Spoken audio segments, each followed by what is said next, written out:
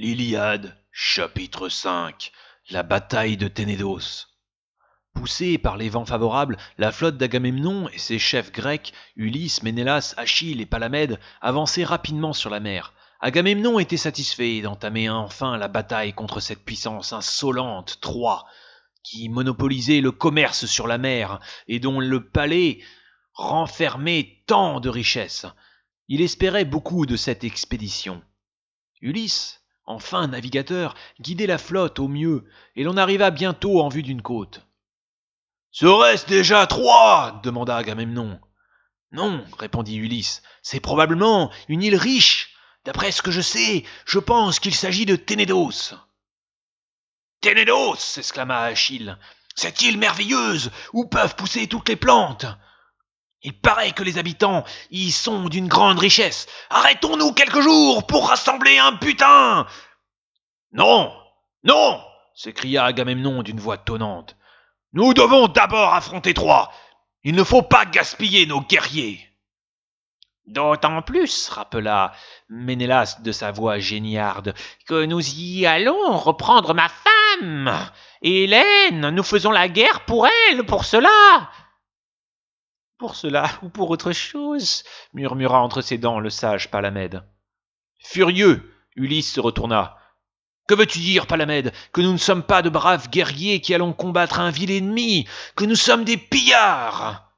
« Non, non, » répondit Palamède en faisant sauter dans sa main 2 petits dés en or. « Je veux seulement dire rien d'important en vérité. » Mais l'allusion de Palamède avait touché au vif les guerriers, et Ulysse lui garda secrètement rancune.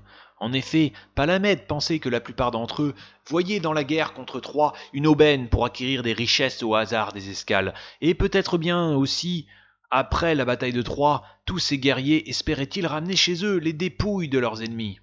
« Arrêtons-nous ici !» insista Achille. « Cap sur l'île !»« Je suis d'accord !» approuva Ulysse.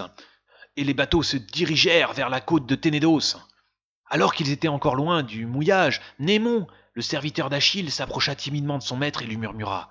« Je dois vous rappeler, maître, que votre mère, la reine Thétis, vous a prédit ceci. Qui tue un fils d'Apollon mourra lui-même de la main d'Apollon. »« Oui, oui, je sais, » maugréa Achille. « Mais je dois vous redire ce conseil chaque jour, mon maître. Souvenez-vous des ordres de votre mère. » En effet, Thétis, la mère d'Achille, lui avait prédit de se méfier des fils d'Apollon et de s'assurer avant de tuer un ennemi que celui-ci n'était pas le fils de Dieu. Elle avait même acheté spécialement Memnon pour qu'il rappelle à Achille de ne jamais oublier cette prédiction. « Il n'y a sûrement aucun fils d'Apollon sur cette île, » remarqua Achille. « Espérons-le, » dit Memnon. Les bateaux arrivèrent enfin près des hautes falaises et ils s'apprêtaient à jeter l'ancre quand soudain d'énormes rochers s'abattirent sur les navires les plus proches de la côte. Levant la tête, les Grecs aperçurent une armée nombreuse commandée par le roi de l'île qui soulevait d'énormes blocs de pierre pour les faire basculer sur les bateaux.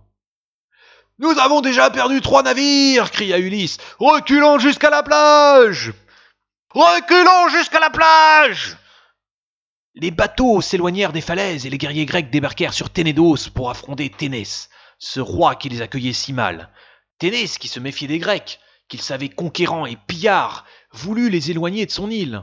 Malheureusement, il n'y réussit pas. Il eut beau demander l'aide d'Apollon son père, le dieu occupé ailleurs ne l'entendit pas. Achille, le premier, débarqua sur l'île, et courant droit sur Ténès, il le transperça de son épée. Tcha !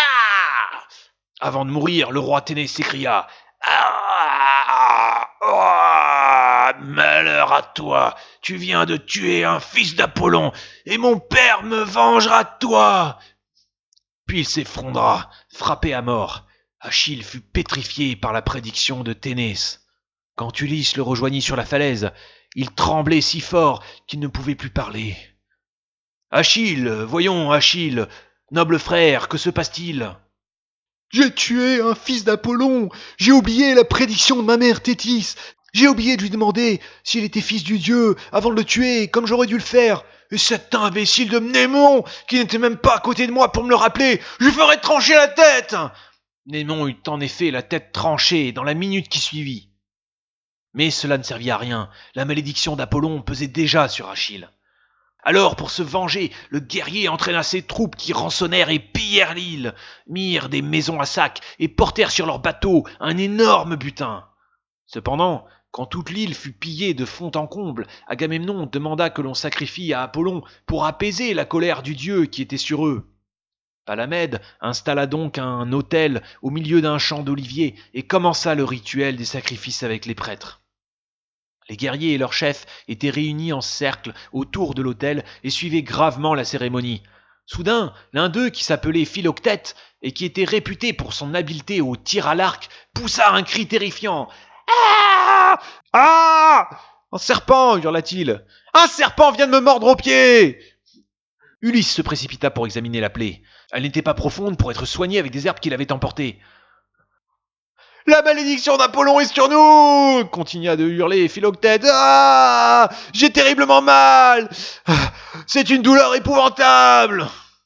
Malgré les soins d'Ulysse, il continua à hurler tant qu'on dut interrompre les sacrifices. Pendant la nuit, sur le navire où les Grecs avaient rembarqué, on put entendre les cris déchirants de Philoctète. Sa douleur est terrible, pourtant la plaie n'est pas mortelle, remarqua Ulysse. Débarquons-le sur un îlot et laissons-le se débrouiller tout seul. Il est impossible que nous l'amenions à trois avec nous. C'est bon, déclara Agamemnon. Rebroussons chemin et déposons-le sur une île près de Ténédos, où il trouvera de l'eau douce, du gibier et des grottes pour s'abriter. Ainsi, les Grecs déposèrent Philoctète sur un îlot, et ils s'apprêtaient à repartir quand soudain Palamède le sage eut une idée. « Pourquoi n'essayons-nous pas une dernière négociation avec Troie? S'ils rendent Hélène, la femme de Ménélas, et les richesses qu'elle a emportées quand elle s'est enfuie avec Paris, plus une petite rançon, peut-être éviterons-nous une guerre inutile. » Les guerriers grecs se regardèrent. Ils étaient perplexes.